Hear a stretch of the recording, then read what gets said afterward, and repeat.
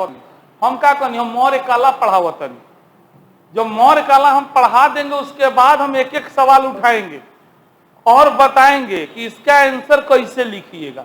उस समय क्या रहेगा, ऑलरेडी हमारे पास आंसर रहेगा, उसमें बोलेंगे इस आंसर में इस पैराग्राफ के चीज को विशेष फोकस करना है। अभी हम क्वेश्चन आंसर कहाँ लिखाएं को, हम कल क्या पढ़ा रहे थे, मौर्य कला। तो मौर्य कला जब हम पढ़ा रहे हैं तो यहाँ क्वेश्चन काहे सोच रहे कि सब समीक्षा केगा करी, टिप्पणी केगा करी, वो बात हम कहाँ बतैले बानी अभी हम। तो जो बात हम बताए ही नहीं है उसको लेकर आप परेशान हो गए कि हमको पते नहीं चल रहा है कहाँ से शुरू करेंगे कहाँ अंत करेंगे। अभी कहाँ से शुरू करेंगे कहाँ अंत नहीं करेंगे। अभी एक तरह से यह समझिए कि हम जीवनी पढ़ा दे रहे हैं, ए टू, जन्म से लेके मृत्यु ले। अब परीक्षा में सवाल देखेंगे, उनका क्वेश्चन रहेगा विद्यार्थी जीवन पर प्रकाश डाले। तो हम उसमें से क्या करेंगे, जीवनी में से जो विद्यार्थी जीवन होगा उसको छांटेंगे और बताएंगे कि इस क्वेश्चन को कैसे लिखें। लेकिन वहां आंसर हम लिखाएंगे नहीं, बताएंगे, आपको दिखा देंगे कि आप यहां से इस चीज को छांट लीजिए। बात समझ में आया ना। तो अभी हम A to Z आपको पढ़ा रहे हैं। अभी आप क्वेश्चन पे दिमाग मत लगाइए, अभी केवल समझने का कोशिश कीजिए। अभी केवल आपको जानना है, ये नहीं सोचना है कि कौन सवाल में एक पॉइंट जाए, ये सब हड़बड़ाहट से सब गड़बड़ा जाएगा। अभी आप ये समझिए कि हम इस टॉपिक को कितना अच्छा से समझ पा रहे हैं।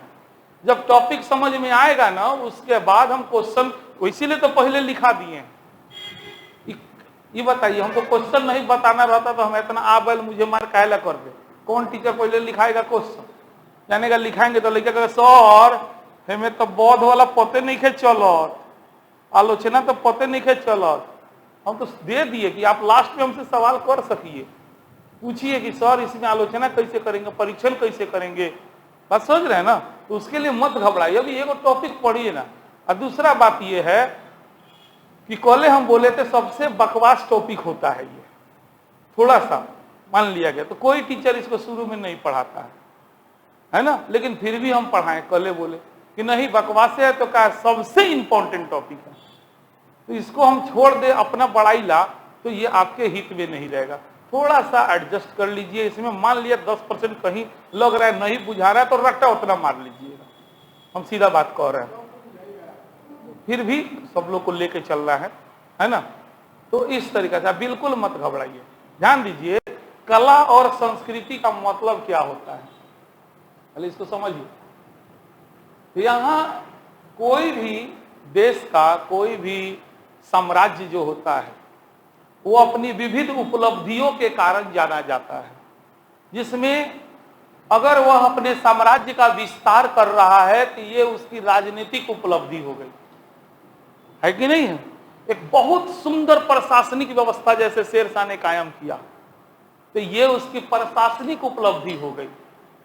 बहुत सुंदर धार्मिक नीति अपना लिया कि सब देख रहा है कि यहाँ विविध धर्मों के लोग हैं, सबके साथ कैसे अच्छा से रहना है ताकि सबका हमको सपोर्ट और प्यार मिले, सारे लोग हमें अपना राजा स्वीकार करें। तो उसकी धार्मिक नीति हो गई, जैसे अकबर की धार्मिक नीति।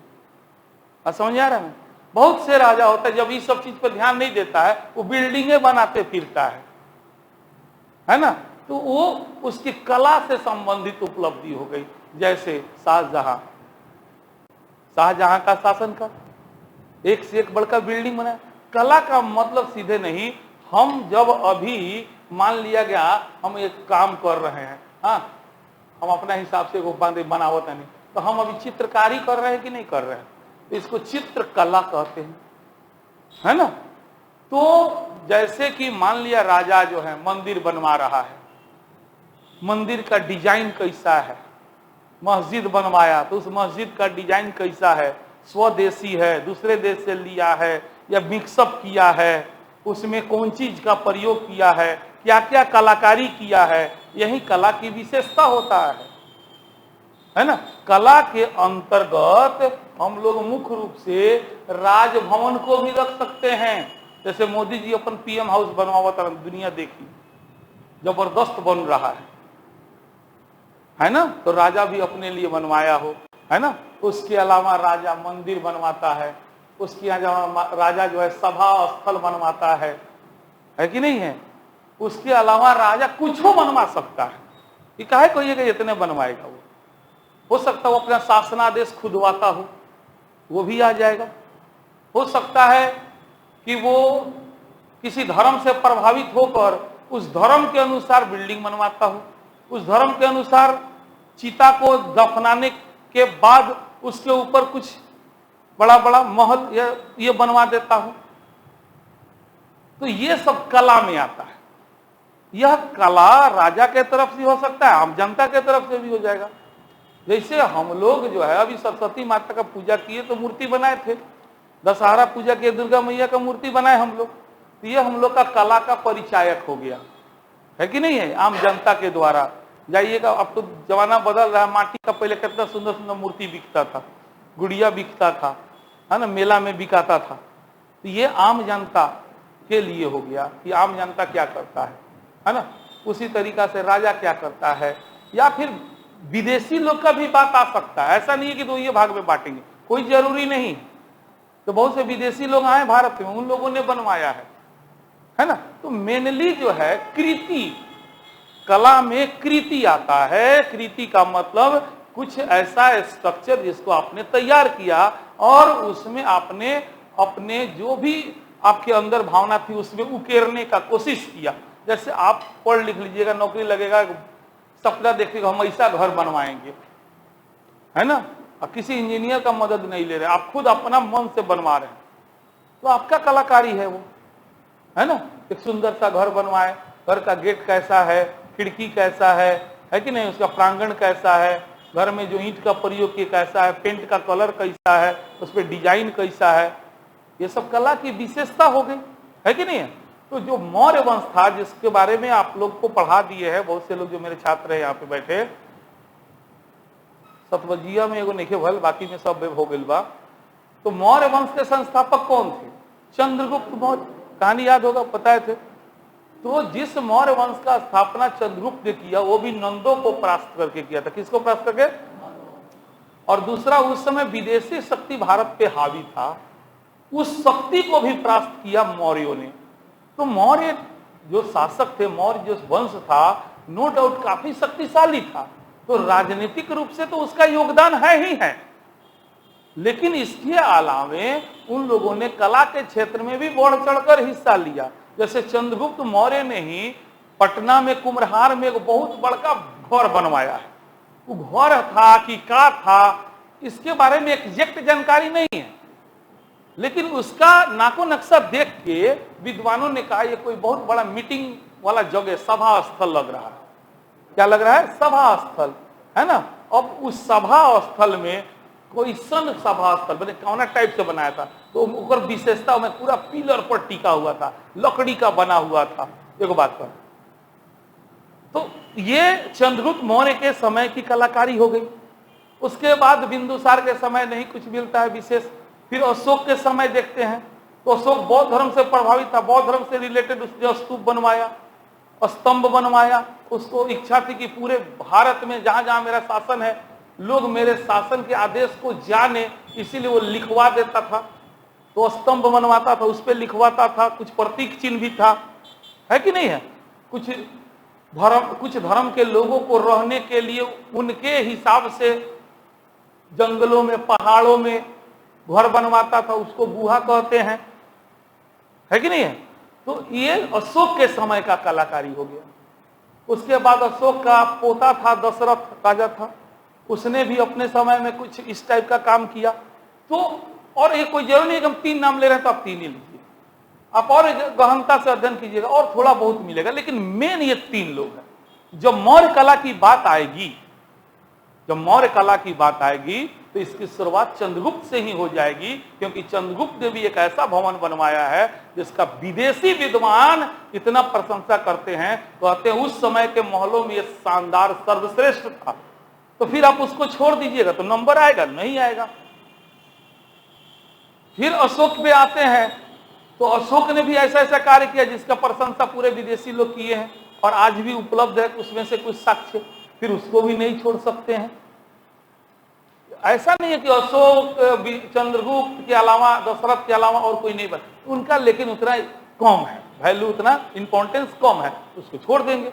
और हमको यही ना पता चलना चाहिए ओवरऑल उस खानदान के आदमी का किस टाइप का कलाकारी में रुचि था, है ना। तो एग्जाम्पल के तौर पे देंगे चंद्रगुप्त, अशोक, दशरथ नाम दे देंगे और ऐसे करके लिख देंगे, ठीक है। तो इस तरीके से आपको मेरा बात समझ में संभवतः आ गया होगा कि कला का मतलब है घर कैसन बनवैलन, मूर्ति कैसन बनवैलन, है ना। धर्म से संबंधित कुछ लोग के रहेला कैसन घर, जैसे गुफा के काट के, चट्टान के काट के, माने पहाड़ के काट के, है ना।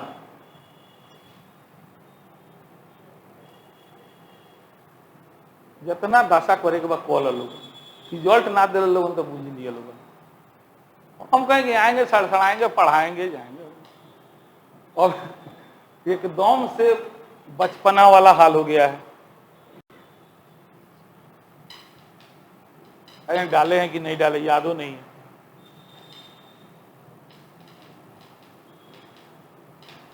बीपीएससी मेंस देखिएगा लिखल है, फोटो दिखाई थी कलाकारी के डाले।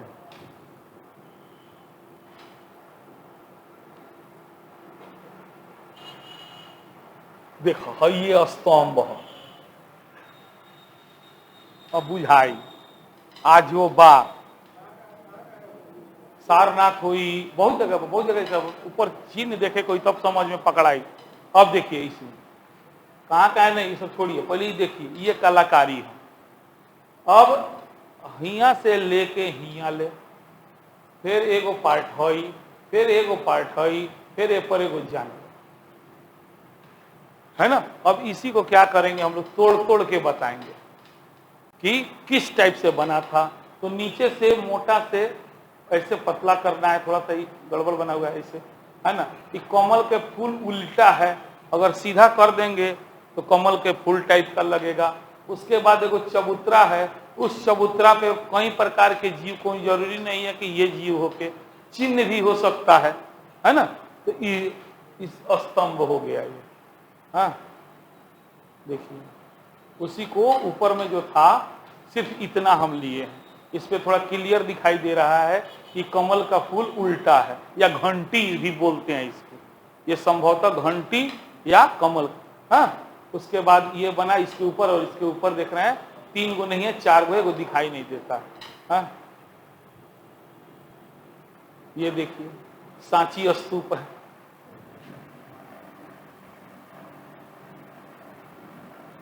अब एमे इतना विशेषता बा कि धीरे धीरे समझ में आई। हई हम मेन गेट, तोरण द्वार एकरा के कहल जाला, सब पढ़ाए में समझाए, ठीक बा। ओकरा बाद एगो बाहरी बाउंड्री बा, ओकरा अंदर बाउंड्री बा, ई दोनों के बीच में जगह बा, उ जगहिया में एकरा के फेरा लेवल जाला, समझ रहे हैं ना। उसके बाद देखिएगा तो इसका हई कलाकारी अलग है, यहाँ का कलाकारी अलग है, इस पर कलाकारी अलग है, इस पर भी बना है तो इसका शेप कैसा है, इसी सब को चीर फाड़ करना है, बताना है कि हाँ उस समय के जो कला थे उसकी यही सब चीर फाड़ करिएगा तो विशेषता हो जाएगा। अब इसमें कुछ कमी होगा तो उसका आलोचना कर दिया जाएगा, है कि नहीं। इस टाइप से और दिखाते हैं, थोड़ा पहले देखिए, पहले फेमिलियर होइए, कला मने काव्य, ये कलाकारी है ना। इसी चीजों को है शॉर्ट में समझाने के लिए बना है, जा और नहीं डर ले, आज ध्यान डाल के ले हम, ठीक बा, बात समझ गए ना। तो इस तरीका से हम लोग मौर्य के समय में पढ़ेंगे, फिर उसी तरह पढ़ेंगे पाल वंश के समय में, उन लोग कौन कौन बिल्डिंग बनवैलक, का काम कैलक, समझ रहे ना। तो इसी को हम लोग कला और संस्कृति के अंतर्गत पढ़ते हैं। एक शब्द है संस्कृति, उस किसको कहते हैं। तो संस्कृति बनता है, बहुत देर समय लगता है, संस्कृति को डेवलप होने में समय लगता है, वह एक जीवन पद्धति है। संस्कृति क्या है, एक जीवन पद्धति है। जब धीरे धीरे धीरे धीरे आप उसी को एकदम अपना आधार बना लीजिएगा और उसी के हिसाब से जीवन यापन करने लगेगा, तब वो संस्कृति बनता है। ये नहीं, संस्कृति बहुत जल्दी नहीं बदलता है। जैसे हिंदू संस्कृति बहुत समय लगा बनने में, मुस्लिम संस्कृति यानी कि हिंदू लोग का कुछ अलग तरह का आचार विचार, पहनावा, खान पान, उनके घर बनाने का, मंदिर बनाने का तरीका, मतलब कि अगर वो उस तरह का कोई काम करे तो कोई देख के बोल दे कि ये हिंदू है, उस तरह का अगर कोई काम करे तो देख के कोई कह दे कि ये हिंदू है। क्यों कह दिया? क्योंकि ये उसकी एक अलग विशेषता बन गई है ना।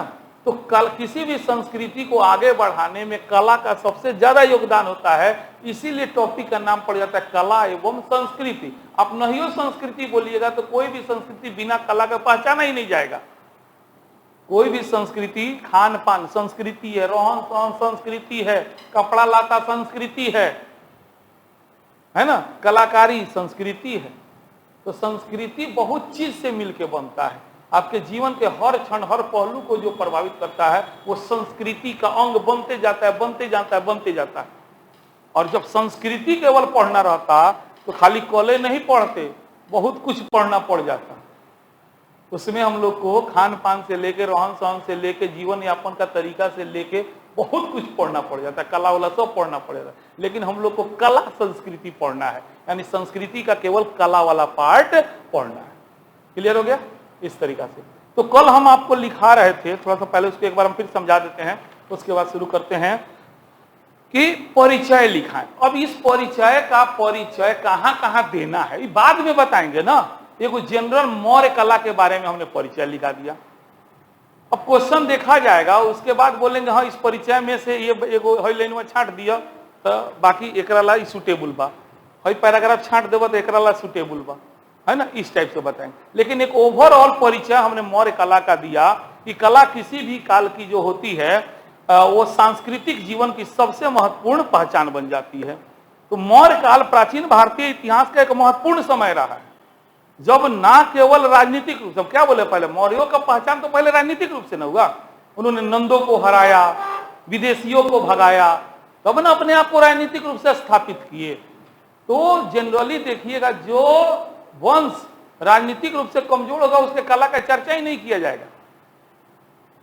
तो पहले राजनीतिक रूप से अपने आप को स्थापित किए, तो इस तरीका से राजनीतिक रूप से ही क्यों, आर्थिक रूप से, सामाजिक रूप से, है ना, और सांस्कृतिक रूप से भारत का विकास किए। और भारत की गिनती उस समय के शक्तिशाली महत्वपूर्ण देशों में होने लगी, है ना। तो ये मौर्य वंश का हम विशेषता बता रहे हैं। क्यों?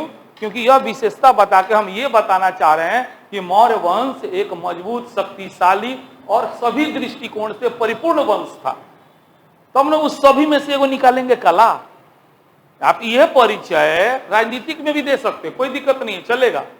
हमने यहाँ क्या किया, मौर्यों का विशेषता बताया, ओवरऑल विशेषता ये बताया। राजनीतिक रूप से भी बढ़िया था, सामाजिक धार्मिक रूप से भी बढ़िया था। धार्मिक रूप से कैसे था, अशोक की धम्म की नीति, सहिष्णुता की नीति थी, उसमें बौद्ध, जैन, हिंदू सब लोग अपने आप को फिट महसूस करते थे, एक बहुत बड़ी उपलब्धि थी, है ना। कला के क्षेत्र में भी बहुत योगदान था। तो इस तरीका से मौर्य युग से पूर्व भी, अब देखिए, अब पहला पैराग्राफ में हमने मौर्यों का ओवरऑल विश्लेषण किया और दूसरे पैराग्राफ में चुपके से अपने टॉपिक की ओर बढ़ गए हैं। अब उसमें से कला के बारे में आ गए। ये ऐसा नहीं है मौर्यों से पहले कला का विकास नहीं हुआ था, लेकिन उस समय के कला के प्रयोग में, यानी भवन निर्माण में, मूर्ति निर्माण में घास का प्रयोग होता था, माटी का प्रयोग होता था, कच्चा ईंट का प्रयोग होता था। साक्ष्य नहीं मिला है, थोड़ा बहुत अवशेष मिले हैं, लेकिन उससे क्लियर पता नहीं चलता है कि उन लोगों का कला कैसा था। लेकिन चूंकि मौर्य वंश के शासकों ने पत्थर का प्रयोग शुरू किया, है ना, तो उसका अस्तित्व आज भी विद्यमान है। तो वो सब देख करके यह पता चलता है कि मौर्यों की कला जो थी सर्वोत्कृष्ट थी, सबसे बढ़िया थी। तो यही बात सेकेंड पैराग्राफ में लिखा है। कौन बड़का बात लिखा दिए हैं, इधर ऐसे मैंने कहे के चाहता रहा लोगन की सर हमारे यादें करा दे बैठा के, ठीक बा। मौर्य युग से पहले भी भारत में कलात्मक विकास हुआ था, किंतु मौर्य युग के पहले की कलात्मक वस्तुओं के निर्माण में लकड़ी, माटी, कच्ची ईंट, घास फूस आदि का प्रयोग होता था। प्राप्त साक्ष्यों के आधार पर पता चलता है कि मौर्य युग में ही सर्वप्रथम कला के क्षेत्र में पाषाण यानी पत्थर का प्रयोग किया गया, जिसके कारण आज भी उसके साक्ष्य मौजूद हैं। अब छोड़िए, नहीं रटा मारिए, दो पैराग्राफ लिख दीजिएगा कि नहीं। पहला पैराग्राफ में मौर्य वंश का विशेषता लिखिए। केवल कला के क्षेत्र में नहीं बल्कि सामाजिक, आर्थिक, राजनीतिक सभी क्षेत्र में था, है ना। और इस तरह से भारत को उसने एक नया पहचान दिया। भारत की गिनती अग्रणी देशों में होने लगी, उस समय के महत्वपूर्ण देशों में भारत का भी पहचान हो गया। अब सेकेंड पैराग्राफ में हम लोग आगे मौर्यों की कला। तो मौर्यों को कला बताने से पहले ये बताना जरूरी है, थोड़ा सा पहले कोनो कलाकार ना रहेगा तो रहे, लेकिन उतना दम ना रहे। ये नहीं पैराग्राफ में बताएं। अब तीसरा पैराग्राफ में चुपके से आ गए कि ठीक है मौर्य का कला मजबूत था तो पैसा था, तो देखा भाई ओकर कला जाने के बाद तो पहले 2 भाग में बांट दिया। तो इस तीसरा पैराग्राफ में हमने क्या किया है कि जो भी साक्ष्य मिले हैं उन सारे साक्ष्यों के आधार पर मौर्य कला को हम लोग 2 भाग में बांटते हैं। एक तरफ कर दिए राजकीय कला और दूसरे तरफ कर दिए लोक कला। और राजकीय कला का मतलब तो शायद आप समझ रहे हैं, राजा महाराजा उनके अधिकारी के संरक्षण में, है ना, बनाया गया जो भी चीज हो, चाहे कोई जरूरी नहीं कि मंदिर मस्जिद हो, कुछ भी हो सकता है, कुछ भी हो सकता है, ये जान लीजिए। तो चूंकि मौर्य वंश के शासकों ने राजप्रसाद बनवाया, महल बनवाया, मतलब स्तूप बनवाया, स्तंभ बनवाया, गुहा विहार बनवाया, वेदिका बनवाया, हम लोग इसका चर्चा कर रहे हैं। अब अकबर कालीन कला या सॉरी मुगल कालीन कला का वर्णन करना पड़ेगा तो उसमें तो खाली अगर बिल्डिंग बनवाएगा, है ना, तो बिल्डिंग का चर्चा करें। लेकिन ये लोग कुछ एक्स्ट्रा स्तंभ बनवाया, स्तूप बनवाया, उद्देश्य इनका कुछ अलग था। अशोक का उद्देश्य अलग था, चंद्रगुप्त का उद्देश्य अलग था, है ना। तो जिस शासक का जैसा उद्देश्य होता है उस प्रकार का वो भवन बनवाता है। हाँ, तो मौर्यों की कला को हम लोगों ने कितने भाग में बांट दिया?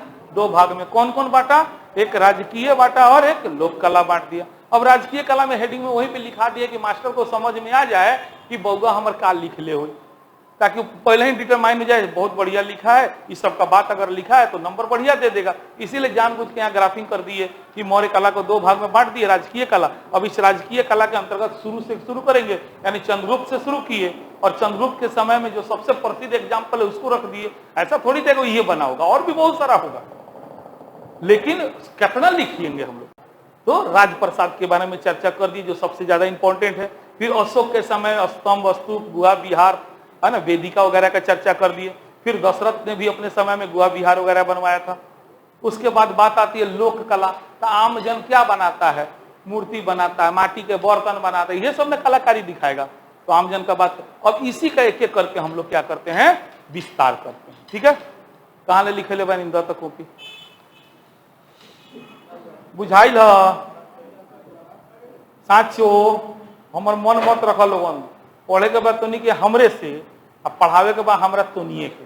तो दोनों आदमी बोलिए, 1 मिनट रुको, नहीं सुना, बोलो।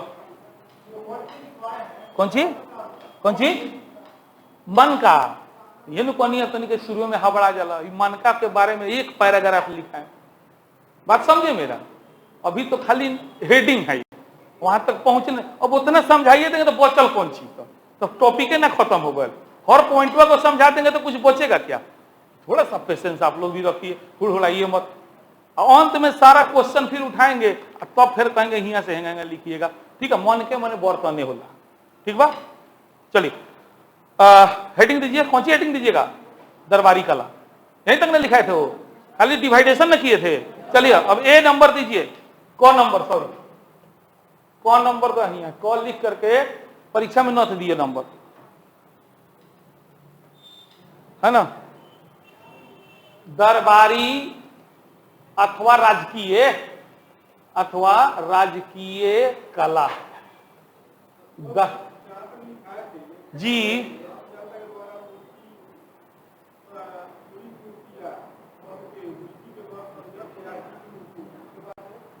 अब बताइए, डिवाइडेशन हमने के वर्गीकरण बांट देनी है। बांट देनी है तो एक को उठा के व्याख्या ना करें, तो वह शुरू से शुरू कहनी है। अब एकदम हेंगा करे लोग तो बुझ ले हम लोग तो ई कोनो बात ना हो। अब ये पूछा अब कौन सी पढ़ावत है, कौन सी पढ़ावत है? तो सब आप लोगों को तो पते चल गया कि क्या पढ़ाने वाले हैं, नहीं है ये। अब हम लोग दरबारी कला उठाएंगे, व्याख्या करेंगे। लिखिए 2 लाइन पहले, दरबारी कला या राजकीय कला। लिखिए वह कला जो राजकीय संरक्षण में विकसित हुई, वह कला जो राजकीय संरक्षण में विकसित हुई, राजकीय संरक्षण में विकसित हुई। 1 मिनट, वीडियो गड़बड़ बन रहा है।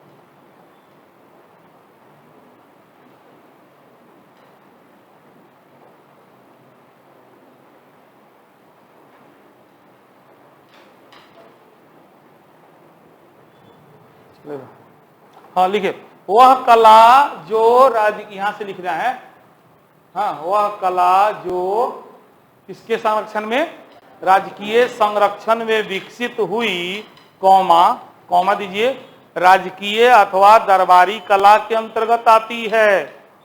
राजकीय संरक्षण में विकसित हुई, कौमा राजकीय अथवा दरबारी कला के अंतर्गत आती है। वह कला जो राजकीय संरक्षण में विकसित हुई, ठीक है, उसी को क्या कहते हैं, राजकीय कला कहते हैं। जैसे काची लिखे हम अपने से पूछ के पढ़ाए हम, अब दिमाग जरा रखी लोगों ना तो बेइज्जत कर देंगे। वह कला जो राजकीय संरक्षण में विकसित हुई, उसको क्या कहेंगे, राजकीय कला।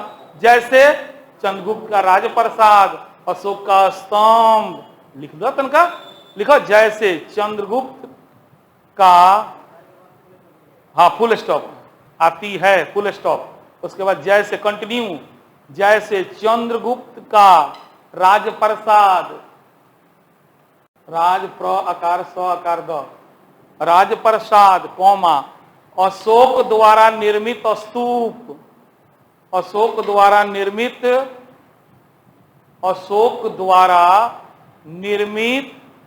स्तूप, स्तंभ, कौमा देखे, स्तूप, कौमा स्तंभ, भौला भौ, स्तंभ,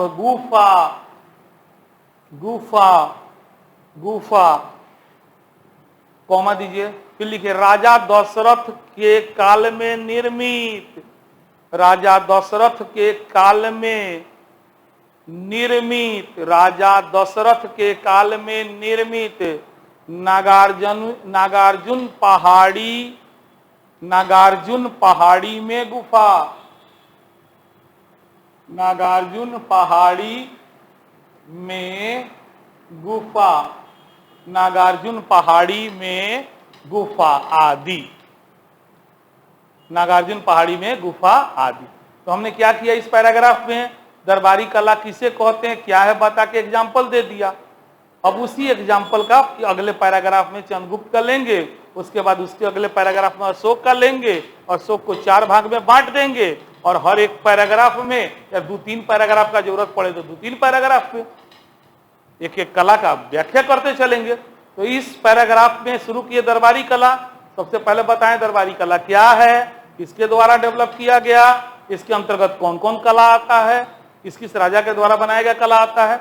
अब अगले पैराग्राफ में क्या होने जा रहा है, चंद्रगुप्त के राजप्रसाद के बारे में वर्णन होने जा रहा है।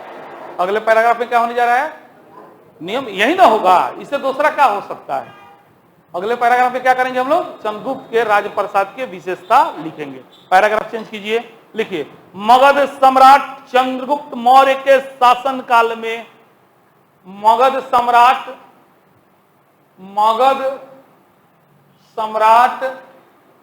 चंद्रगुप्त मौर्य के शासन काल में निर्मित, तेजियों में लिखल होगा, मगध सम्राट चंद्रगुप्त मौर्य के शासन काल में निर्मित कुम्हरार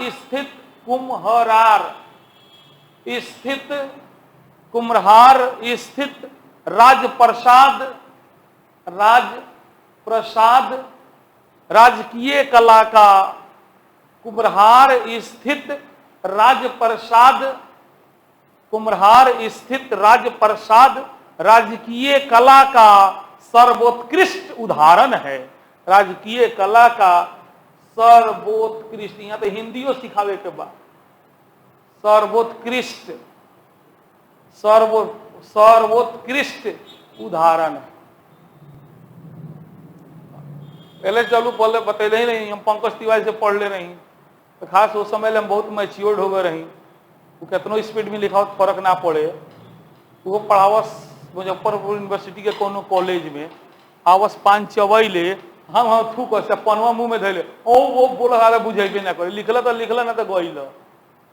पटना के कांडी, दिल्ली के तो बातें छोड़ दो पहले, यहाँ तो अंगुली धो के सिखैला पर तो सिखाई दो, और मुंह में पनवे रख ले, तो कैसे काम चलेगा। बेस मजबूत कीजिए, स्पीड बढ़ाइए, सब लोग उंगली धर के नहीं पढ़ाएगा, नहीं डेढ़ाएगा, नहीं, इतना लगाव नहीं होगा किसी टीचर का। उसका तो भाई क्या बिजनेस है, आया अपना उन्हें से पढ़ ले आया, लगातार 2 घंटे तक रोड़ के लिखाते थे मर्दे। एक दिन में 20-20 पेज, अब पलट नहीं लिख पा रहा था, कैसे लिखेगा परीक्षा में? जब प्रैक्टिस करो पहले ला, क्योंकि सर छूट गल तो लागे कोई ना कोई छूट गल, दूसरा से कॉपी लेके लिखी सर, वो टाइप है ना। तो आप लोग थोड़ा इसी पर थोड़ा सा स्पीड बढ़ाइए, शुद्ध लिखिए, कोशिश करना है। घर पे जाके उसको थोड़ा सा पढ़िए, और जौन शब्द पे डाउट हो उसको गूगल पे टाइप करके उसको सही कर लीजिए। अब तो आसान हो गया है ना। इस तरह चलिए, तो मगध सम्राट चंद्रगुप्त मौर्य के शासन काल में निर्मित कुम्हरार स्थित राजप्रसाद राजकीय कला का सर्वोत्कृष्ट उदाहरण है। इस राजप्रसाद से कर दीजिएगा, इस राजप्रसाद से 84 स्तंभों वाले 84 स्तंभ, माने तो घर में 84 गो पिलर बा, सीधा बात है। जगह 2 गो पिलर लोग देंगे तो 84 गो, कगो 84 स्तंभों वाले एक विशाल कक्ष, उत्खनन से माने खुदाई से, उत्खनन से प्राप्त किए गए हैं। एक विशाल कक्ष उत्खनन से प्राप्त किए गए हैं, कौमा फट से फुल स्टॉप मत दे दिए लोग, प्राप्त किए गए, कौन सी लिखे, किए गए हैं, कौमा, जिसकी पहचान सभा भवन के रूप में, जिसकी पहचान सभा भवन के रूप में की गई है, जिसकी पहचान सभा भवन के रूप में की गई है। माने ये 84 गो स्तंभ बोला है एगो, हाँ मिलल बाटे साक्ष्य। तो ये का हो, तो ज्यादातर विद्वान के मानला बा कि राजा के रहे वाला तो घर नाहिए हो, लेकिन पूरा का पूरा एकदम हॉल बा, तो हो ना हो राजा में मीटिंग उटिंग करत होकर सभा भवन होई, है ना। कंटिन्यू, इस फुल स्टॉप देखिए की गई है, फुल स्टॉप। इस सभा भवन की छत एवं फर्श, इस सभा भवन की छत एवं फर्श लकड़ी की बनी हुई है। इस सभा भवन की छत मैंने बुझा तारा लोगन, हई दीवार ऊपर वाला छत, और फर्श लकड़ी की बनी हुई है, लकड़ी की बनी हुई है, फुल स्टॉप। यह सभा भवन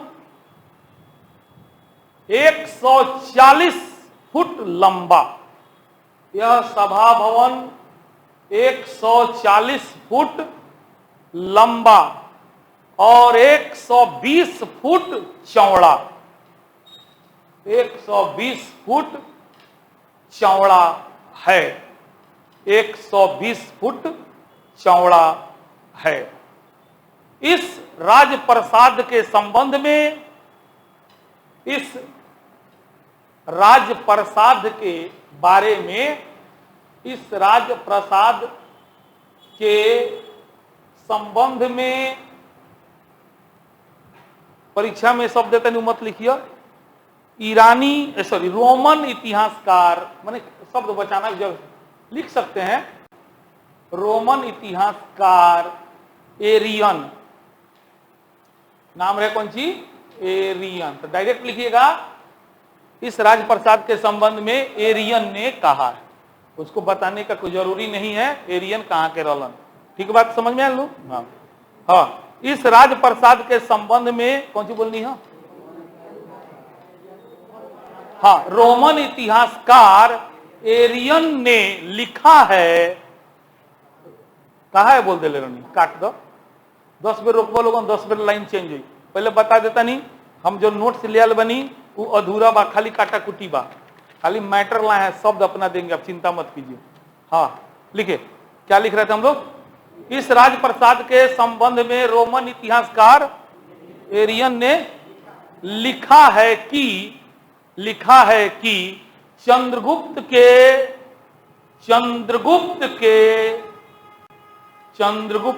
राजप्रसाद की शान शौकत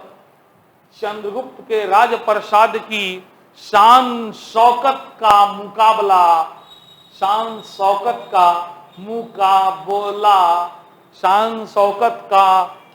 मुकाबला न तो सूसा, बोर्ड पे देखिएगा ध्यान से, गलत मत लिखिएगा, न तो सूसा और न तो एक बतना, न तो सूसा न तो एक बतना। अब रुक जा, लिख लो पहले इतना। वो जमाना के प्रसिद्ध शहर के नाम है।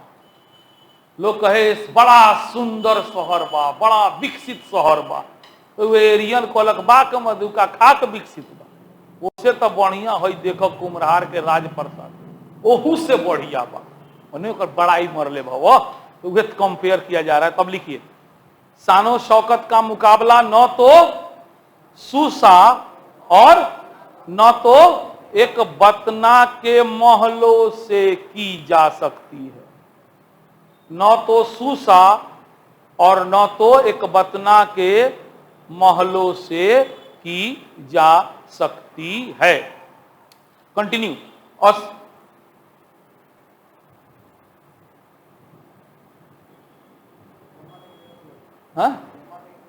फुल स्टॉप, की जा सकती है। ठीक है। कालांतर में, कंटिन्यू, अशोक ने, कालांतर में सम्राट अशोक का प्रयोग करिएगा, बाद में बने घरे अपन परीक्षा में, कभी अशोक का नाम है तो सम्राट अशोक, चंद्रगुप्त का नाम है तो चंद्रगुप्त मौर्य, अधूरा नाम नहीं लिखिएगा परीक्षा में, ठीक है। हाँ, लिखाने के लिए हम लिखा रहे हैं, सब पर बाद में हम अपने बता देंगे, सब सावधानी बरतना है। खाली चंद्रगुप्त नहीं लिखना है, चंद्रगुप्त मौर्य लिखना है, सम्राट अशोक लिखना है, ठीक है। तो मेरे मुंह से निकल जा रहा है तो बाद में अपना करेक्शन कर लीजिएगा। चलिए, क्या लिख रहे थे हम लोग? कालांतर में, हाँ, सम्राट अशोक ने इस राजप्रसाद का विस्तार किया, इस राजप्रसाद का विस्तार किया एवं इसमें पाषाणों का उपयोग किया, मैंने पत्थर भी जुड़वा उड़वा के इसको और मजबूत बनवाया। कालांतर में अशोक ने इस राजप्रसाद का विस्तार किया एवं इसमें पाषाणों का उपयोग किया, चीनी यात्री, फुल स्टॉप देके, चीनी यात्री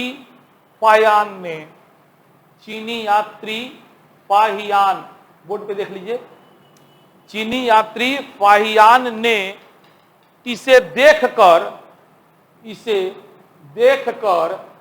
देव निर्मित महल, इसे देखकर क्या कहा है? लग रहा है कोई भगवान ने इसको बनाया है। पाहियान ने इसे देखकर देव निर्मित महल, इन्वर्टेड कॉमा में डाल दीजिए। हाँ, इसको एग्जाम में क्या कीजिएगा? डबल दोहरा दीजिएगा, ताकि चेक करे वाले देखो कि देख हम लिख ले बने, विद्वान के कोटेशन, ये सब शब्द थे। हाँ, देव निर्मित महल कहा, देव निर्मित महल कहा। तो हमने अभी आपको चंद्रगुप्त के राजप्रसाद के बारे में बताया कि उत्खनन से 84 गो स्तंभ मिलल बा। विद्वान लोग देख के अनुमान लगैलक कि सभा भवन है ना। इस सभा भवन के छत फरस लकड़ी के बनल बा, एक लंबाई चौड़ाई फलान चिलान ढेकान बा। ये सब लिखला के बाद में एक बड़ाई मार दिया हो कि एरियन का कहलन, फाइयान का कहलन। फिर ओमे एक लाइन और दिया कि ऐसा ना बा, बाद में चंद्रगुप्त के उत्तराधिकारी लोग भी एमे कुछ मरम्मत उरम्मत करवैले बा, है ना। हो गया, बात खत्म। अब पैराग्राफ चेंज करिए, आते हैं अशोक पर। लिखिए, सम्राट अशोक तक आते आते, सम्राट अशोक तक, पैराग्राफ चेंज करके, सम्राट अशोक तक आते आते हमें मौर्य कला के अधिक अवशेष मिलने लगते हैं। सम्राट अशोक तक आते आते हमें मौर्य कला के अधिक अवशेष मिलने लगते हैं। अशोक के समय की कलाकृतियों को अशोक के फुल स्टॉप देखिए, मिलने लगते हैं फुल स्टॉप, कंटिन्यू। अशोक के समय की कलाकृतियों को चार भागों में बांटा जा सकता है। अशोक के समय की कलाकृतियों को कितने भागों में? 4 भागों में बांटा जा सकता है। हाइफन, हाँ, चलिए नीचे नंबर 1 स्तंभ। तो पर अनुस्वार भी होला, आधा म भी होला, कौन एगो लिखिए लोग। स्तंभ कंटिन्यू चारू लिखिए लोगन, ऊपर नीचे मत लिखिए ना तो बुझे पाना लइका भर ले बा, भरे के बा, लेकिन ओकरा एहसास नहीं के देवे के। बात समझ में आवत नु? पनवा तो भरही के बा, लेकिन हेकरा के डायरेक्ट हम 2 हिया लिखी 3 हिया लिखी तो बुझे कि ना 4 गो लाइन ससुरा खइले भाई। तो एकरा के होशियारी ओकरा देखा के बाद, देख भाई हम बड़ा ईमानदारी बनी, एक लाइन में चारू लिख ले बनी। अब मेन बात के हम सब लाइन में लिख ले, ये सब गलती ना करिए। 4 गो लाइन ऊपर नीचे भी लिख सकते हैं, मत लिखिएगा, ठीक है। स्तंभ, स्तूप, वेदिका 3 नंबर में, वेदिका, और 4 नंबर में गुहा विहार। बना, बाद में ब बनल, विहार से ही बिहार बनल बा, गुहा विहार, ठीक बा। चलिए अब छोटा सा फिर हेडिंग दीजिए, स्तंभ, बिल्कुल दे सकते हैं। हाँ, स्तंभ देखिए, इसको क्या कीजिएगा, दोबारा पेन चला दीजिएगा, तनी मोटा हो जाएगा, बस ज्यादा ना, तेवारा चौबेरा ना, हल्का सा लाइट दे। स्तंभ, चलिए यहां से लिखना ना, यहीं से लिखिए कलम में ना, हम पॉइंट थोड़ी बदले, पॉइंट बदलेंगे तब चेंज करेंगे। इसके नीचे से लिखिएगा, मौर्यकालीन वास्तुकला का सबसे अच्छा उदाहरण, मौर्यकालीन वास्तुकला का सबसे अच्छा उदाहरण सम्राट अशोक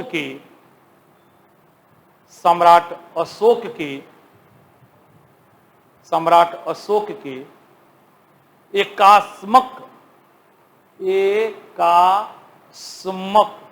पूरा समक माने एके पत्थर से बनल। एकास्मक का मतलब एक गो पत्थर से बनल। एकास्मक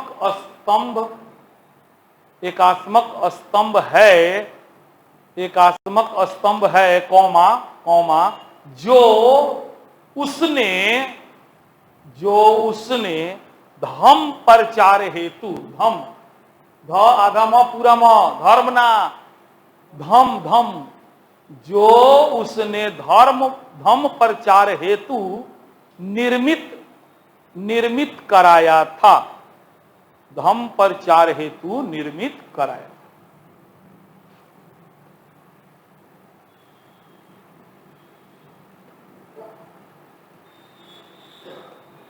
चलिए अब तनिक तक समझ लीजिए, फिर हम लोग आगे बढ़ते हैं। स्तंभ, अशोक ने कलिंग विजय के बाद में जब बौद्ध धर्म ग्रहण कर लिया तो ऐसा नहीं था कि वो बौद्ध धर्म का प्रचार करना चाहता था, लेकिन वो बहुत हद तक बौद्ध धर्म से बहुत ज्यादा प्रभावित हो गया।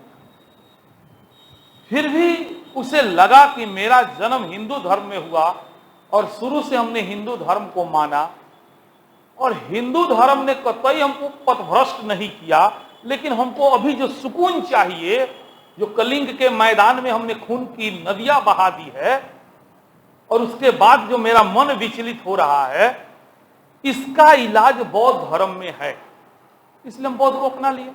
लेकिन हम ये थोड़ी कह रहे हैं कि हिंदू धर्म खराब है, माने उसके अंदर कसक उसके लिए भी उतना ही रहा। तो सोचा कि क्यों ना हम इन सारे धर्मों को मिला के एगो नया सिद्धांत बताएं जो सारे धर्म के लोग इसको माने। तो इसीलिए अशोक ने धर्म को धम नाम दे दिया और उसमें उसने नो डाउट बौद्ध धर्म के बहुत से बातों को, हिंदू धर्म के बातों को, जैन धर्म के बातों को, यानी कि एक मानवतावादी धर्म बना दिया। अशोक का धर्म सहिष्णुता का धर्म था, मानवतावादी धर्म था। आप समझ रहे ना, लोगों को लोगों से जोड़ने वाला धर्म था। वह डायरेक्ट बौद्ध धर्म नहीं था बल्कि सारे धर्मों का निचोड़ था, ऐसे समझना, ठीक है। तब उसने सोचा, हाँ वो बुद्ध को मानता था, बोले नहीं कि बौद्ध धर्म ग्रहण भी कर लिया, कहा मैं बौद्धि हो गया, चलो तो मैं बौद्धि हो गया तो इसका मतलब ये नहीं कि आप सब बौद्धि हो जाओ, आप सब मानवतावादी रास्ते पर चलो और हम जैसा बता रहे हैं हम केवल बौद्ध धर्म से प्रेरित बात नहीं बताएंगे, हम आपको हिंदू धर्म, जैन धर्म, बौद्ध धर्म सबसे मिला जुला के बात बताएंगे। आप जिस भी धर्म को मानते हैं बस मेरी बात को मान लीजिए। अशोक ये चाहता था, इसीलिए उसने धर्म शब्द का प्रयोग न करके धम्म शब्द का प्रयोग किया कि लोग उसकी बात को समझे, माने, है कि नहीं है। और वो अपने आप को कहीं ना कहीं बौद्ध धर्म से अलग भी किया धम्म चला के। धम्म न चलाता तो बौद्ध धर्म होता। अशोक का धम्म बौद्ध धर्म था। परीक्षा में देवेला ऑप्शन गलत है पीटी में। अशोक का धर्म बौद्ध धर्म नहीं था, मानवतावादी धर्म था, सहिष्णुता का धर्म था। पढ़ाए हुए हैं शायद, हमको याद आ रहा है आप लोग, जो भी हो, ठीक है। तो उसने जो सहिष्णुता के बारे में लोगों को पाठ पढ़ाना चाहा, उसको क्या किया, उत्कीर्ण करवाता था, लिखवाता था, है ना। तो वो कई तरीका से लिखवाता था। तो इसमें एक तरीका स्तंभ पे भी लिखवाना हुआ। अब इस स्तंभ का निर्माण अशोक के जो समय में हुआ, वो सारे स्तंभों को देखने के बाद लगता है वो एक गो पत्थर से स्तंभ बनवा देता था काटवा के, ये ना कि पत्थर कटा कटा के जुटत गल। जैसा कि कुछ इतिहासकार कहते हैं कि अशोक का जो स्तंभ है वो ईरानी स्तंभ की अनुकृति मात्र है। पेट बड़ा दुखा था मर जाए। ईरानी स्तंभ का नकल कैलक अशोक। ईरान के राजा वो समय स्तंभ बनवावे, तो हो सकता सवाल पूछिए, एकरा पे हम 1.5 पैराग्राफ लिखाएं। अशोक का स्तंभ ईरानी स्तंभ से कैसे भिन्न था या उसकी अनुकृति मात्र थी, टिप्पणी करे, नया सवाल। तो इसी में उसका भी जवाब देंगे। ना पूछी विशेषता में लिख दें 2-3 लाइन में कौन। तो कुछ विद्वान कहते हैं कि ये जो स्तंभ है अशोक जो बनवाया है, ये स्तंभ अशोक को बनाने की प्रेरणा कहां से मिली, ईरान से मिली। प्रेरणा मिली हो सकता है मानते हैं, लेकिन उसका नकल अशोक नहीं करवाया था, क्योंकि ईरानी स्तंभ कई पत्थरों से मिल के बने थे और अशोक के स्तंभ एकात्मक था, यानी एक ही पत्थर से, एक ही पत्थर को काट के उसको बनाया गया था। बैटरी मांग के लिया होता डोल के जा, समझ रहे ना। तो इस तरीका से हम लोग इसको लिखेंगे। और भी अशोक के जो स्तंभ थे उसकी चौड़ाई नीचे से ऊपर की ओर कम होते गई है, यानी नीचे ज्यादा चौड़ा, ऊपर कम चौड़ा, जबकि ईरानी स्तंभ एकदम बरोबर था।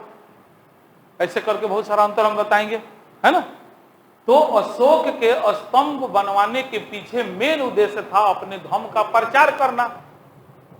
बात समझ गए। पहला बात क्या उद्देश्य था, धर्म का। और इस उद्देश्य से उसने स्तंभ बनवाया और यह स्तंभ एकात्मक था, अर्थात एक ही पत्थर को काट के बनाया गया था। और यह पत्थर जो आता था चुनार से आता था, चुनार के चट्टान को काट के बनाया गया था। जगह उगह लिख देंगे, है ना। लिखिए, शुरू करते हैं। हेडिंग दे देला लोगों ने कि कुछ लिखियो लेनी सुन। अच्छा हाँ, लिख तो लिख, क्या क्या लिखे लास्ट टाइम पढ़िए तो। हाँ एक मिनट पढ़ी तो अपने कस के पढ़ा ना मर दे।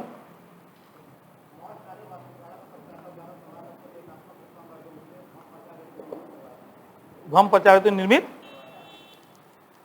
देखिए इसका निर्माण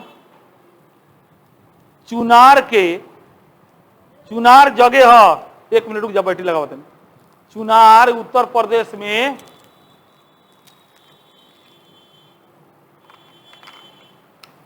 हाँ, चुनार जो है जगह का नाम है। कहाँ बा? उत्तर प्रदेश में बा। हाँ लिखे, फुल स्टॉप देखे। हाँ ना, काहेला ना, एकदम ना, ये सबसे बोर हो जाइए। हाँ, इसका निर्माण चुनार के बलुआ पत्थर से किया गया है। बलुआ पत्थर से किया गया है। Full stop. ये स्तंभ देश के विभिन्न भागों में, ये स्तंभ देश के विभिन्न भागों में स्थापित किए गए हैं। ये स्तंभ देश के विभिन्न भागों में स्थापित किए गए हैं। संभवतः इनकी संख्या, फुल स्टॉप देखे, किए गए हैं, फुल स्टॉप। संभवतः इनकी संख्या 30 से 40 के बीच हो सकती है। संभवतः इनकी संख्या कितना? 30 से 40 के बीच हो सकती है। इसमें से, फुल स्टॉप देखिए, इनमें कर दिए, इसमें तनी देहाती होगा। इनमें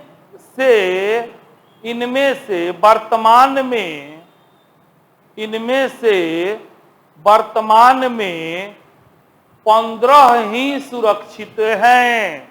इनमें से वर्तमान में 15 ही सुरक्षित हैं। Full stop, continue.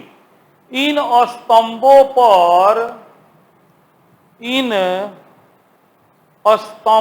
पर एक खास तरह की,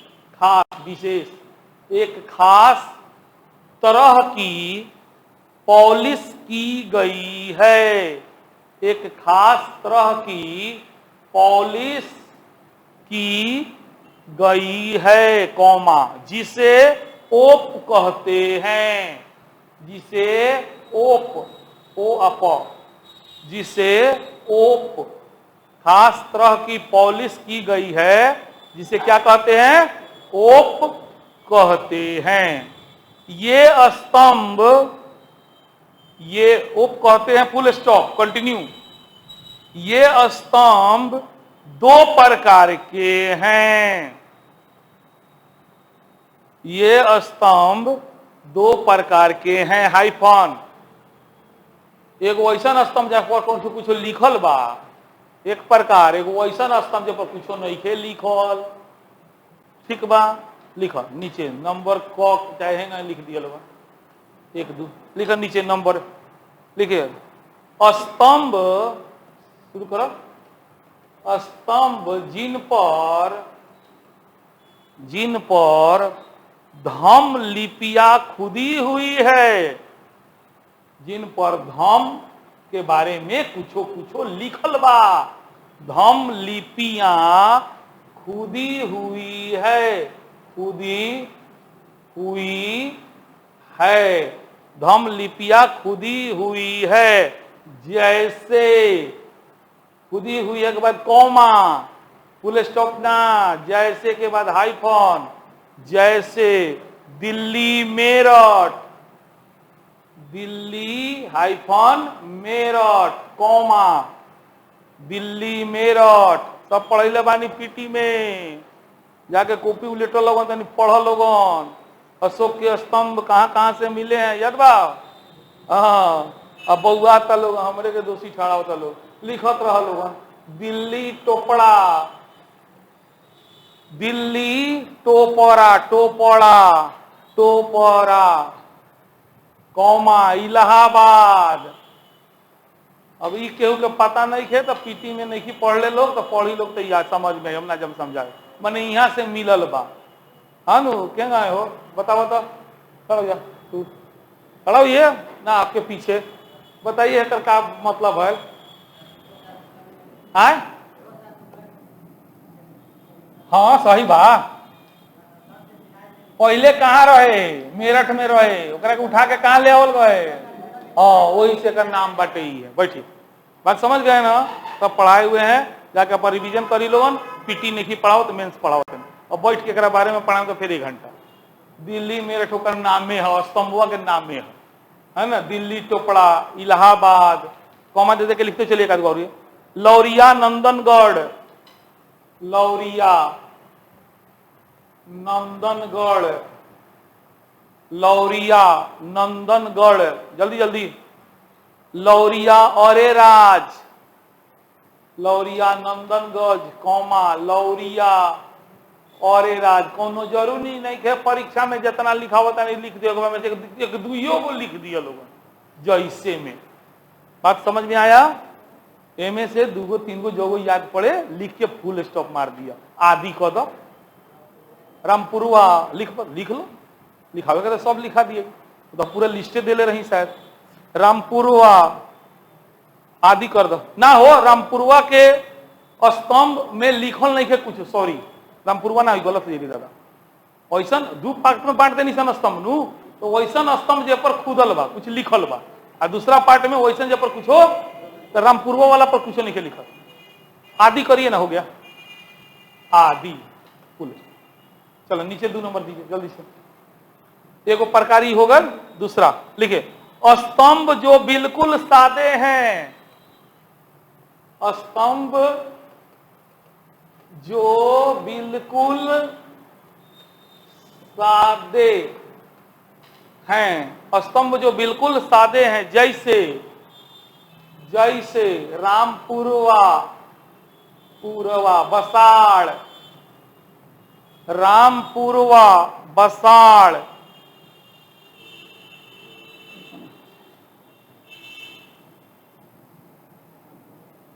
कोसम आदि, कोसम आदि। ठीक है, आज के लिए इतना ही।